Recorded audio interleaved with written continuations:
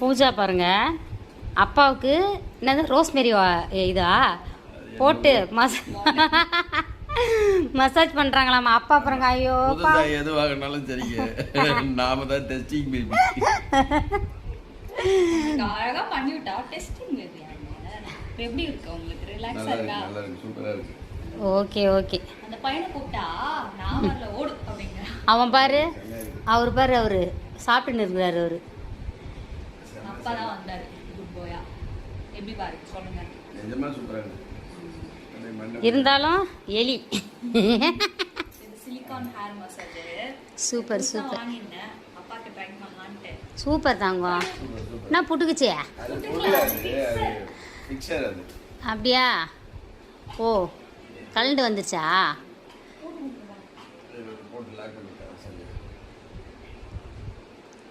சூப்பராக இருக்கு போங்க. ஃபிக்ஸ் பண்ணிட்டியா? ஃபிக்ஸ் பண்ணிவிட்டு சூப்பராக பாருங்கள், பூஜா மறுபடியும் ஆரம்பிச்சிச்சா. யோ தூங்கிட போறியா அப்படியே?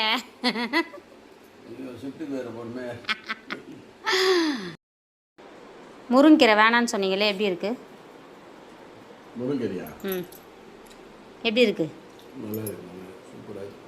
வேணான்னு சொன்னீங்க போடும்போது. களி கேட்டீங்க, சோறுக்கு நல்லா இல்லையா? களி சூப்பராக இருக்கும். இப்போ அந்த சோறுக்கு நல்லா இல்லை. சோறில் நெய் போட்டு முருங்கைக்கீரை பிசைஞ்சு சாப்பிட்றது நல்லா இல்லை. நல்லா இருக்கு, நல்லா இருக்கு. மனசாட்சியை தொட்டு சொல்லுங்கள் அது எப்படி இருக்குன்னு. மனசாட்சியை தொட்டு. நல்லா இருக்கா? பாவக்காய் பொரியல்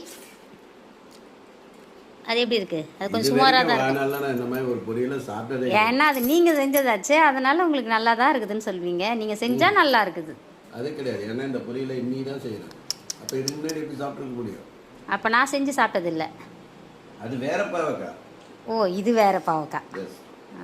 நான் சொல்லுவது இந்த பாவக்காய். சாப்பிடுங்க.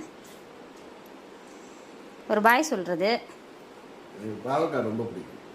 பாய் பாய். சோறு வடிச்சாச்சு, ரசம் வச்சாச்சு, முட்டை அவிச்சிட்ருக்குறோம். பப்பாளி சாப்பிட்றதுக்கு முன்னாடி பப்பாளி ரெடி, முருங்கைக்கீரை கடைசல் ரெடி, அப்புறம் பார்த்திங்கன்னா பாவக்காய் பொரியல் ரெடி. இதுதான் நம்ம வீட்டு ஸ்பெஷல் இன்னைக்கு.